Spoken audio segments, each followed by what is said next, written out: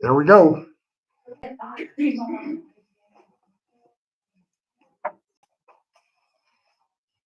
Nobody there.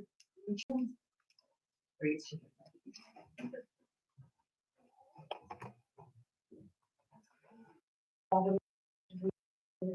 don't think we.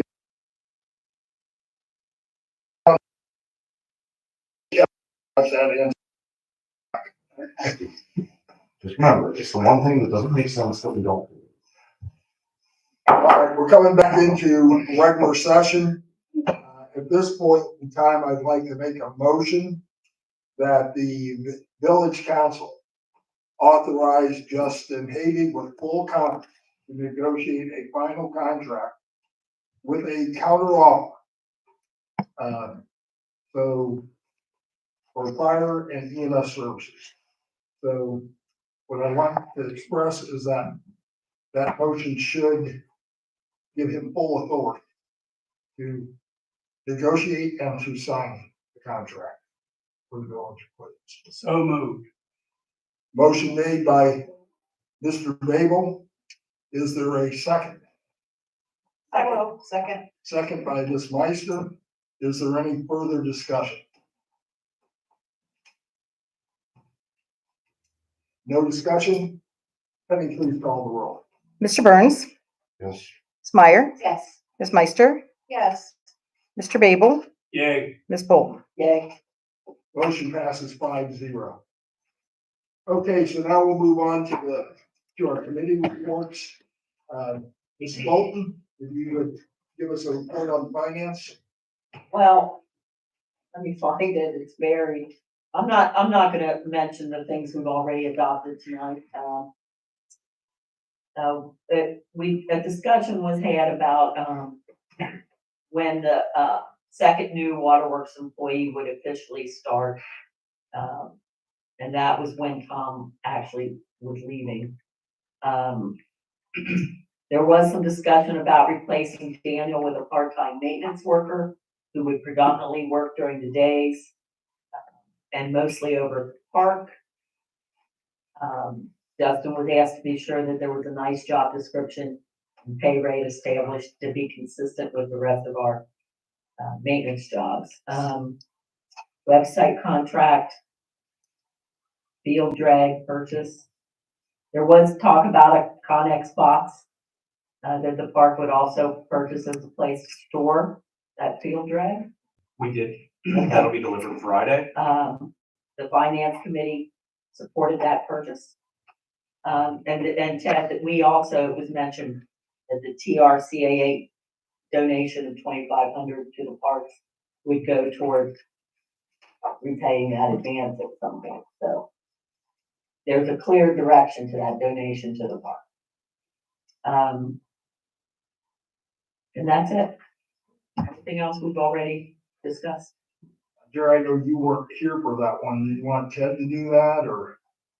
I'm referring it back to Justin. Thank you, Justin. Yeah. Just 1 second. Put that in the pot.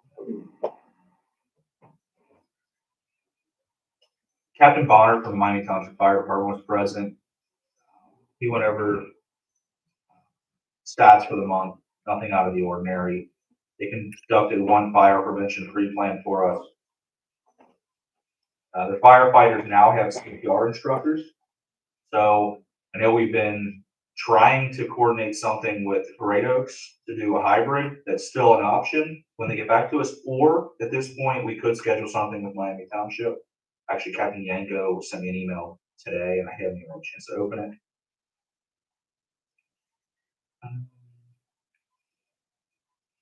The only notable incident from the police department was 101 Bassett. There was some police activity early in the morning. There was a search warrant that was being served subsequent to a shooting.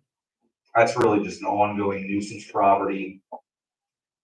And it's something that we're going to address immediately once we get the local authority off the ground. I've already spoke with Sergeant Carney and we have a game plan to kind of attack that on all fronts.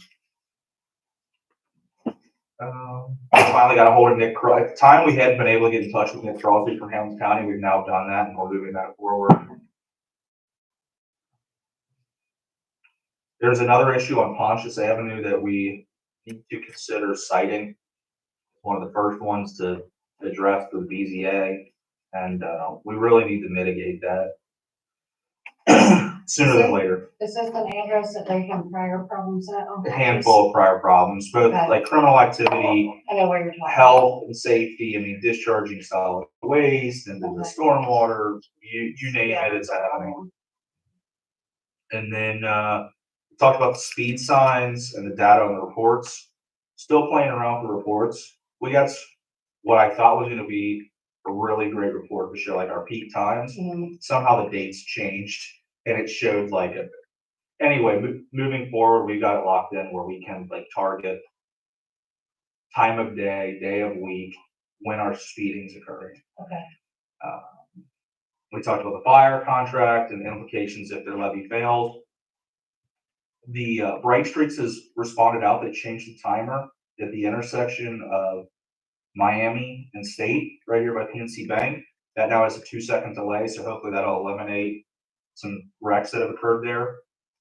Today, Bright Streets was supposed to have responded out. I didn't get a chance to circle back to our service director, but they were due to be out this morning and finally replaced 2 street lights on US 50, both at Cooper and here at State, with a new LED, which is much brighter, which should increase the lighting. So that's all for safety committee.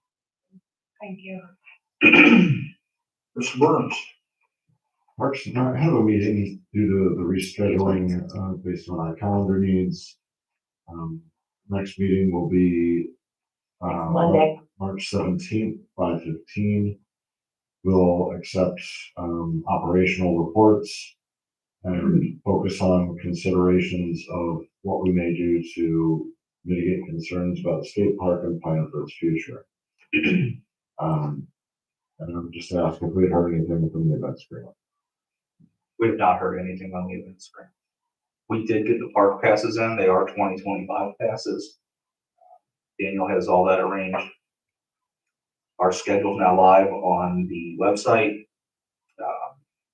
We have an X account, which I'll get you to log in.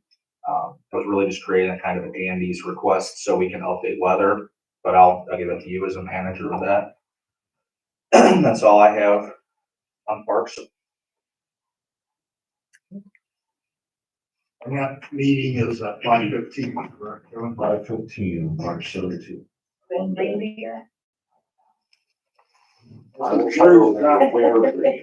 Gary is not here tonight. The only thing left, we have to do before we do that, our next, council meeting will be on April 9th at 7 PM. Do I have a motion to adjourn? Motion made by Ms. Meister, do I have a second? Second. Second by Mr. Babel. Any, discussion? No dissent? Would you call the roll, please? Mr. Burns, Ms. Meyer, Yes. Ms. Meister, Yes. Mr. Babel, Yay. Ms. Bolton. Yes. Thank you, everybody. Appreciate it. 10:30. Good luck.